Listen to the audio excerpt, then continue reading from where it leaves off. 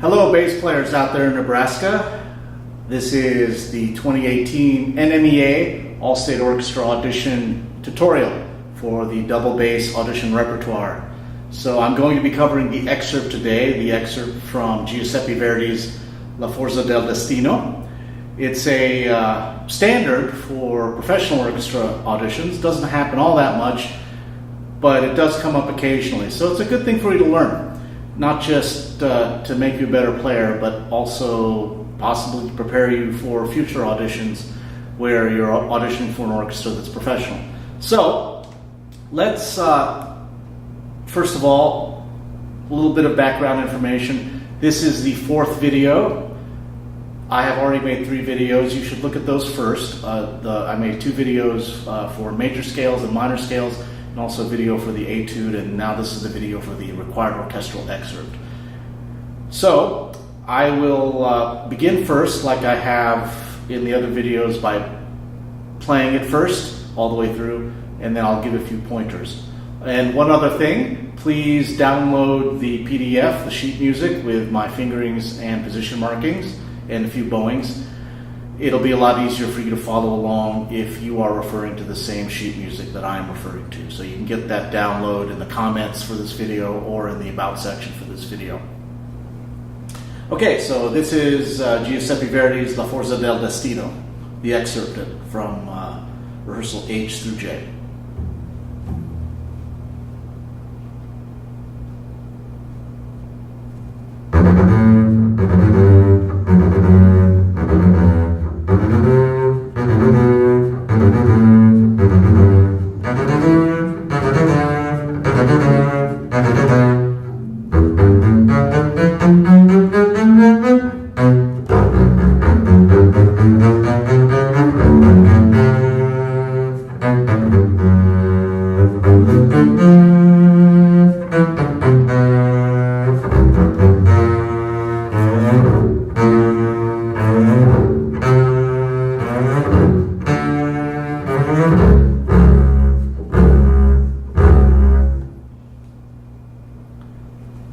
Now, about this excerpt.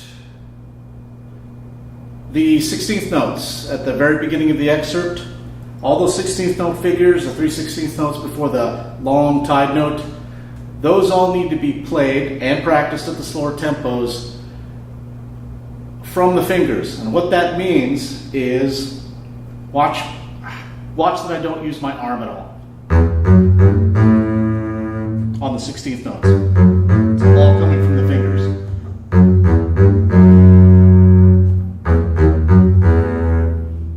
Right? It's a lot easier to play faster if you are using less motion, and you don't need a lot of bow length to play those fast 16th notes. Be careful when you practice this excerpt slow before you perform in a concert tempo. I know a lot of people like to practice slow. Make sure that you practice with the same bow length as if you would perform it, but practice it with that same shorter bow length. For you French bow players, you also need to do the same thing. You play from the fingers on those 16th notes. Notice that I'm playing from the fingers as well, and only using the arm on the long note. Another thing you need to remember about this excerpt are the retakes. So, after the long note, notice that you are closer to the tip. You have to retake, and that means get closer to the frog before you play the next group of 16th notes. Same thing. So notice that I bring it back closer to the frog. So I'll play that at tempo again so you can see that in concert tempo. Retake, retake, retake. Do the retake rhythmically. It will help with the phrasing. So if you're not used to doing retakes, it's something that you'll have to practice. It's a very, very common professional technique. It keeps the section together, it makes it sound clean, and it makes it easier to play. So far, short strokes on the 16ths, and after the long tied note, do a retake it rhythmically. Next thing I want you to jump down to, oh, you're probably wondering about the fingering. Yes, I'm suggesting that you go up the D string for the first 4.5 measures. I think it gives it a very consistent sound. And if you've heard my rants from previous videos about consistency, especially during the scales, that's important. And that's why I have you going up the D string for 4.5 measures of this excerpt. And then finally you get to go to the G string in the middle of measure 152. Okay, what I was going to go to next is, please jump to measure 154, those eighth notes. Let's talk about the fingering really quick. So you're going to get the E natural in third position on the A string, then first finger on the D string, fourth finger on the D string, then cross to the G string. Then you have to leave third position to go to your E natural. And what you need to do is you need to jam your hand as far as you can go on most basses. So the heel of your hand hits the side of the bass. Extend the F sharp out. Spread your fingers evenly, and you'll find that the E natural is right there every time. F natural, F sharp, and then you have a free note, the harmonic G. Right next to it is the G sharp. All you have to do is put your second finger right next to your first. Now here's the hard note to get, A natural. But when you practice it, you can always check it against the harmonic A that's right there on your thumb. A sharp is right next to the A natural. Then extend your third finger out for the B natural. Then you have a little bit of time to find the lower octave B. At this point, you will notice in the third beat of measure 156, you have a forte. So what does that mean? Up until this point, you should have been playing mezzo forte as marked at the beginning. So make sure you hold something back at the beginning so that you're not playing forte all the way through until the forte, and then you realize you don't have enough volume left to play a really good forte. You don't have to play very loud on recordings, okay? It's not a live situation.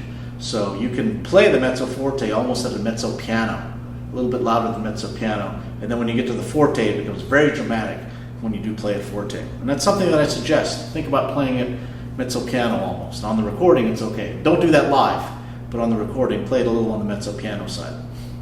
Okay, so when you get to that third beat of measure 156, you'll be playing it loud, but you'll still be playing it short.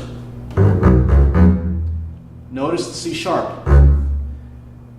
The reason you need to use the sheet music that I either give you with my fingerings or at least the blank sheet music given to you by NMEA is that this edition has a C sharp on beat 4 of measure 156. Other editions do not. For example, Oscar Zimmerman, the classic Oscar Zimmerman edition that bass players use to prepare for auditions, the Forza del Destino excerpt in there has a C natural. Who's right?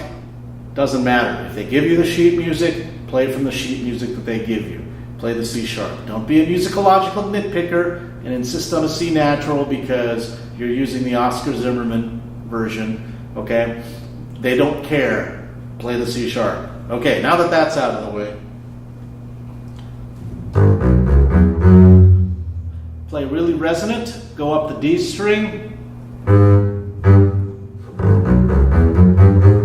then go to the G string. Here, at rehearsal I, you're going to notice that there are accents on the triad.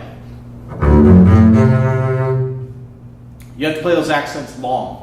So yeah, play with an accent, but also play the notes long and differentiate from the staccato short notes that come in the next measure, in the second measure after rehearsal I. So it'll sound like this.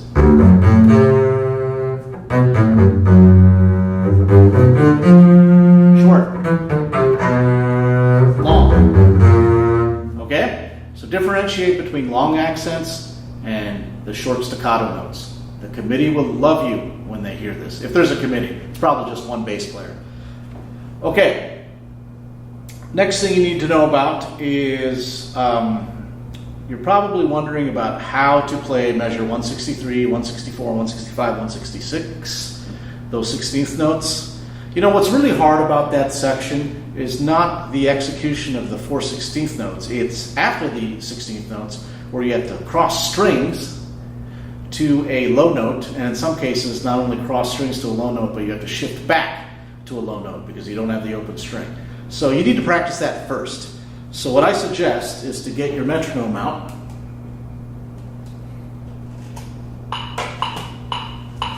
Take out the 2nd and 3rd 16th note of the 4 16th note figure. So you're only playing the 1st and the 4th, like this.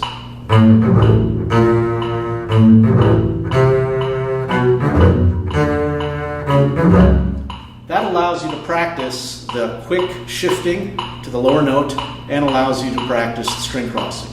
Once you have that, the ability to play the string crossing cleanly and the ability to shift cleanly to the lower note quickly, then you can add the 2nd and 3rd 16th note back in.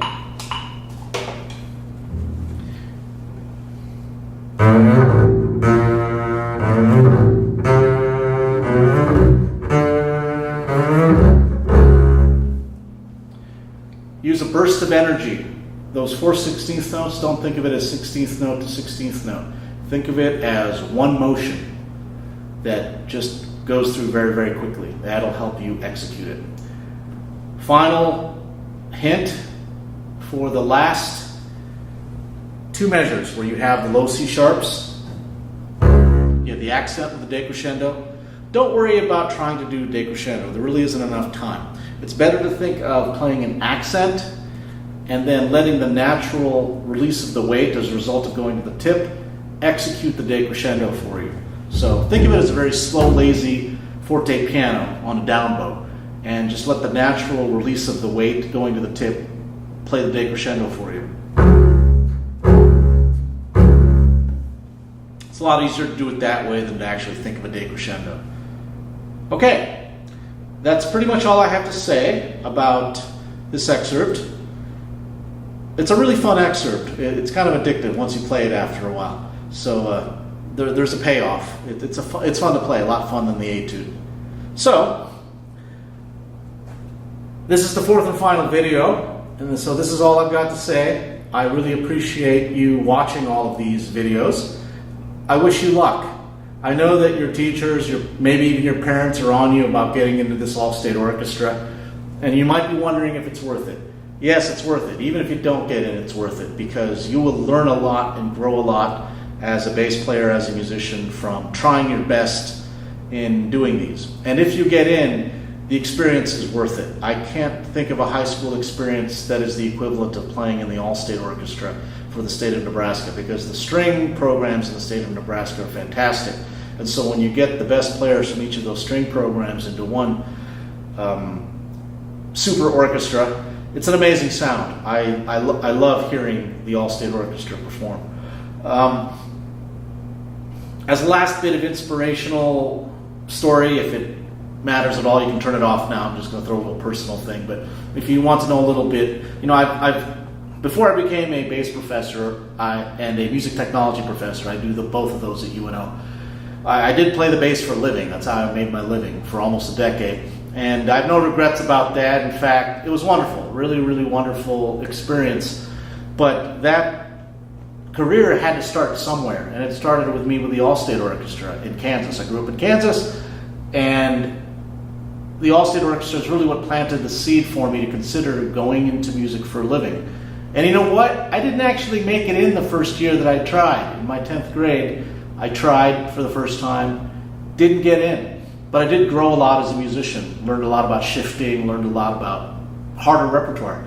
And then the next year I got in, and the next year after that, for my senior year, I got in. And that's really what planted the seed. And so, if you don't get in, it's okay. You will improve. I thank you again for watching. If you would like the live session, that's free. It's September 14th from 4 to 6 on the campus of UNO. The parking is easy on that day because it's a Friday afternoon. I will be working with bass players that drive to Omaha at that time. Contact me at the email address that you see back there, or just Google me. I'm pretty easy to find. And I can work with you then. Again, it's free. a lot of people find it very useful. And if you can't make it, you have these videos. Part of the reason I make these videos is so that people that can't make the trek all the way out to UNO can avail themselves of what I have to say.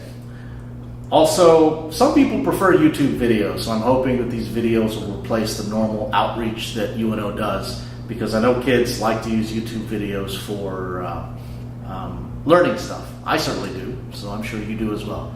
Okay, I've talked too much. Thank you again. I've really enjoyed doing these. I hope you enjoyed watching them and learned something. Good luck. Play your best. Be proud of efforts, no matter what the outcome may be. Thank you. Have a good life. Bye-bye.